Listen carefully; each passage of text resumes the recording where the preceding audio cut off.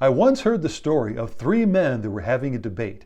They were debating as to which of their professions was the oldest. There was a surgeon, an engineer, and a politician.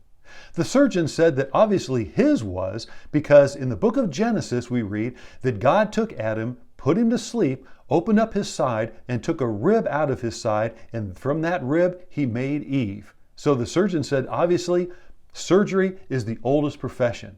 Well, then the engineer said, now wait a minute. It also says in the book of Genesis that out of chaos, God formed everything that was. Obviously, engineering is the oldest profession.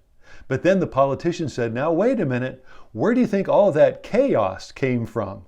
I love that story because in so many ways and on so many levels, that is true.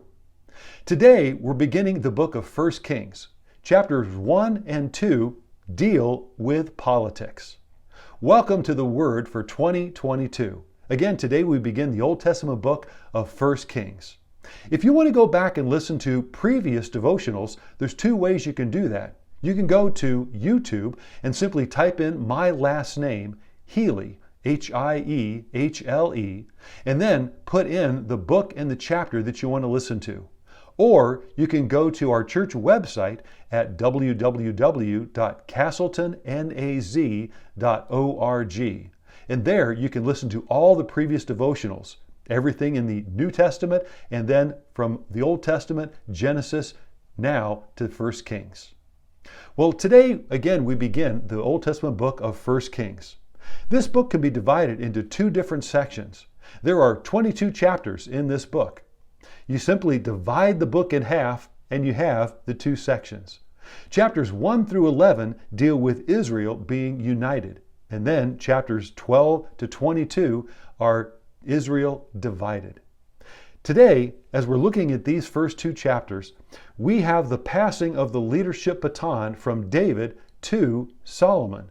Now, here in chapter 1, it says that David is old. He's well advanced in years.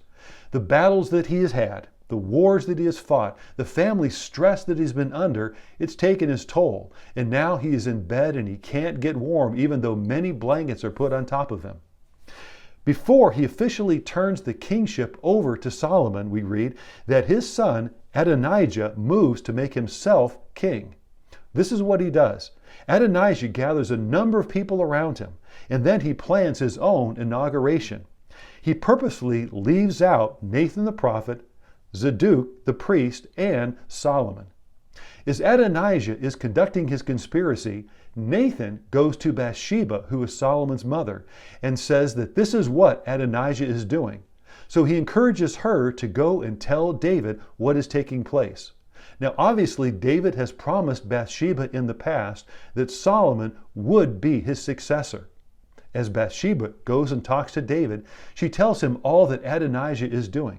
And then Nathan comes in and he tells David the same information. He confirms what Bathsheba has just said. From his bed, David gives orders to have Solomon inaugurated. David, from his bed, gives orders to have Solomon publicly anointed as king. And he then gives exactly what needs to be done for his inauguration and that which would announce the fact that this is David's decision. When everyone at Adonijah's feast hears what David has done, that he has had Solomon anointed as king, they are scared, and so they scatter, leaving Adonijah behind. Here in chapter 1, we have political intrigue, self-exaltation, manipulating, scheming, vying for power. That's the way of the world. That is politics. And unfortunately, it never gets better. It gets worse. And today is no different. I am so glad that our hope is not found in the Democrats or in the Republicans, but it's in Jesus. And when Jesus returns, when he comes again, and he is coming soon, he's not coming to take sides, but he is coming to take over. So we say, along with all of those who are waiting for his return, "Come, Lord Jesus, come quickly." Thank you for joining the Word for 2022.